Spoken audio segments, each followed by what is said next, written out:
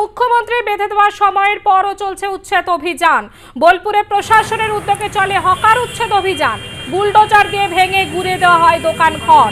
একই ছবি দেখা গেল উত্তর 24 পরগনার বসিরহাটের টাকি পুরসভার 14 এবং 15 নম্বর ওয়ার্ডে চলে ফুটপাত উচ্ছেদ অভিযান।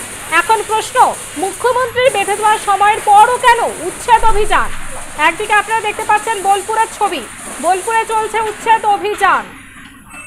বুলডোজার দিয়ে ভেঙে দেওয়া হয় ফুটপাতে অবস্থিত যে দোকানগুলো, সেগুলো আজকে সকালে বুলডোজার দিয়ে ভাঙা হয়, সেই ছবি আমরা আপনাদের সামনে তুলে ধরেছি। তার পাশাপাশি দেখতে পাচ্ছেন বসিরহাটের ছবি, বসিরহাটে হকার উচ্ছেদ। বসিরহাটেও কিন্তু প্রশাসনের তরফ থেকে ফুটপাতে যারা বসে আছে তাদেরকে উচ্ছেদ করার চেষ্টা করা হয়। বসিরহাটের ছবি আমরা আপনাদের সামনে তুলে ধরেছি। মুখ্যমন্ত্রীর দেওয়া 1 মাস সময়ের পরও আজকে সকাল থেকে কিন্তু আবারও উচ্ছেদ অভিযান। একদিকে দেখতে পাচ্ছেন বোলপুরের ছবি, তার পাশাপাশি দেখতে পাচ্ছেন বসিরহাটের ছবি।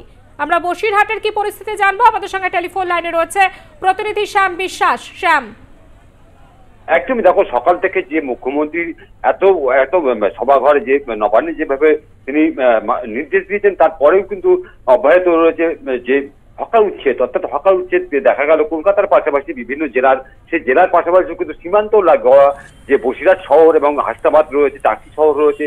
এই টাকি পৌরসভার উদ্যোগে হাসনাবাদ থানার পুলিশ সেখানে মোতায়েন করা হয়েছে এবং হকারদের সেখান থেকে উঠে যাওয়া হচ্ছে এবং সেই দোকানঘর ভাঙচুর করা হচ্ছে। এবং তারা কিন্তু রীতিমতো তারা ক্ষুব্ধ যে যেসব ব্যবসায়ীরা অর্থাৎ হকাররা যেখানে বসে আছে তারা বারবার জানাচ্ছে যে আমাদের সময় দিন, আমরা ঠিক টাইমে সরিয়ে দেবো দোকান, কিন্তু এখনো পর্যন্ত কিন্তু সেই রকম কোনো সরিয়ে নেওয়ার জন্য কোনো সময় দেওয়া হয়নি। তাদের দোকান ভেঙে দেওয়া হচ্ছে এবং দোকান তাদেরকে সেখানে তুলে দেওয়া হচ্ছে। এই নিয়ে কিন্তু এলাকার মানুষজন ক্ষুব্ধ হয়ে আছে এবং যে ব্যবসায়ী মহল রয়েছে অর্থাৎ ব্যবসায়িক সমিতি রয়েছে, ব্যবসায়িক সমিতিকে জানানো হয়েছে। ব্যবসায়িক সমিতিতে তারা বলেছে আলোচনায় বসবো, তারপর আপনারা এসবগুলো করবেন, ভাঙবেন, যা করার দরকার আপনারা করবেন। তথাপি কিন্তু তারা কোনো কথা না শুনে কিন্তু পৌরসভার চেয়ারম্যান এবং ভাইস চেয়ারম্যানের নেতৃত্বে কিন্তু এই ধরনের ঘটনা ঘটানো হয়েছে। অন্যদিকে দেখা যাচ্ছে যে টাকি পৌরসভার যেসব বেআইনি দখল হয়ে রয়েছে, বড় বড় বিল্ডিং, বড় বড় গেস্ট হাউস করা রয়েছে, অর্থাৎ সরকারি জায়গায় গেস্ট হাউস করা হয়েছে এবং হোটেল করা হয়েছে।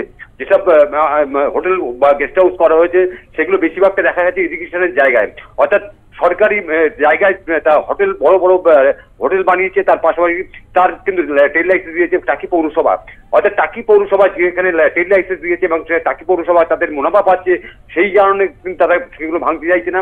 অর্থাৎ এই যে ছোট ছোট যেসব ব্যবসায়ীরা রয়েছে, যেসব হকাররা রয়েছে, তাদের উপরে কিন্তু তারা চাপ সৃষ্টি করছে। তারা বলছে যে বারবার যে বড় বড় যেসব বিল্ডিং রয়েছে সেসব বিল্ডিংগুলো আগে ভাঙা হোক, তারপর আমাদের ছোটগুলো হাত দেবেন। এই নিয়ে কিন্তু পৌরসভা, গ্রাম প্লাস হকার, এদের মধ্যে কিন্তু একটা কথা কাটাকাটি হচ্ছে এবং ইতিমধ্যে জানা যাচ্ছে মুখ্যমন্ত্রী মমতা বন্দ্যোপাধ্যায় গতকাল বলেছেন এখনই হকার উচ্ছেদ নয়, এখনই এরকম কোনো চিন্তা ভাবনা তিনি করছেন না।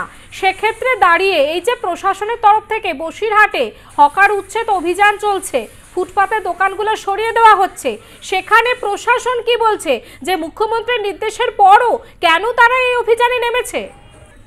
একদমই দেখো, প্রশাসনের পক্ষ থেকে আমরা যখন জানতে চাইলাম যে গতকালকে মুখ্যমন্ত্রী এই ধরনের বক্তব্য রেখেছে, 1 মাসের মতো সময় দেওয়া হয়, তাদেরকে পুনর্বাসন দেওয়া হবে, কিভাবে কি করতে হবে সমস্ত রকম ভাবে কিন্তু সেখানে জানানো হয়েছে। তারপরেও আপনারা কেন এইভাবে গরিব মানুষের উপরে টর্চারিং করছেন? তাদের দোকান ভাঙচুর হচ্ছে, তারা থাকবে কোথায়, খাবে কোথায়, সবকিছু বোঝা গেল, কিন্তু তাদের পুনর্বাসনের একটা ব্যবস্থা করুন, করার পরে তারপর আপনারা আপনাদের মধ্যে জায়গায় পরিষ্কার করুন। কিন্তু কোনো রকম ভাবে কোনো কথা না শুনে তারা কিন্তু রীতিমতো এইসব দোকানঘর সব ভাঙচুর করা শুরু করেছে এবং আগামী দিনে অর্থাৎ আগামীকালকেও তারা অভিযান চালাবে।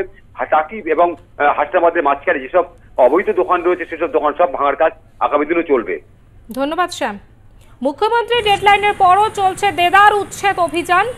আমরা বসিরহাটের কি পরিস্থিতি জানলাম, এবার আমরা জানবো বোলপুরের কি ছবি আজকে উঠে এলো। আমাদের সঙ্গে টেলিফোন লাইনে রয়েছে প্রতিনিধি সুব্রত বন্দ্যোপাধ্যায়। সুব্রত, একেবারেই যেমন উচ্ছেদ অভিযান চলছিল তেমনি কিন্তু আজকেও কিন্তু উচ্ছেদ অভিযান চলে এবং যারা ফুটপাত দখল করে আছেন তাদের কিন্তু বিরুদ্ধে ব্যবস্থা নেওয়া হয়, সেই দোকান ভাঙা হয় এবং যাদের বৈধ কাগজপত্র রয়েছে অথচ কিছু জায়গা হয়তো দখল করে রেখেছে সেই অংশগুলি কিন্তু ভাঙা হয়। কিন্তু একটা প্রশ্নচিহ্ন উঠছে, মুখ্যমন্ত্রী যেখানে জানাচ্ছেন যে 1 মাসের জন্য এই সময়সীমা দেওয়া হলো, হকার উচ্ছেদ থেকে শুরু করে এই যে উচ্ছেদ সেগুলো 1 মাস সময় দেওয়া হলো, সেগুলি সার্ভে করা হবে, তারপরেও এই ধরনের উচ্ছেদ ঘিরে কিন্তু প্রশ্নচিহ্ন উঠছে।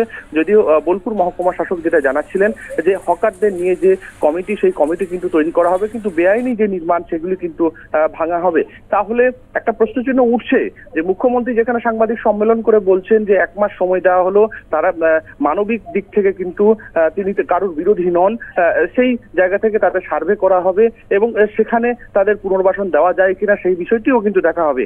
কিন্তু তারপরেও এই ধরনের উচ্ছেদ ঘিরে কিন্তু রীতিমতো প্রশ্নচিহ্ন উঠছে। ধন্যবাদ সুব্রত।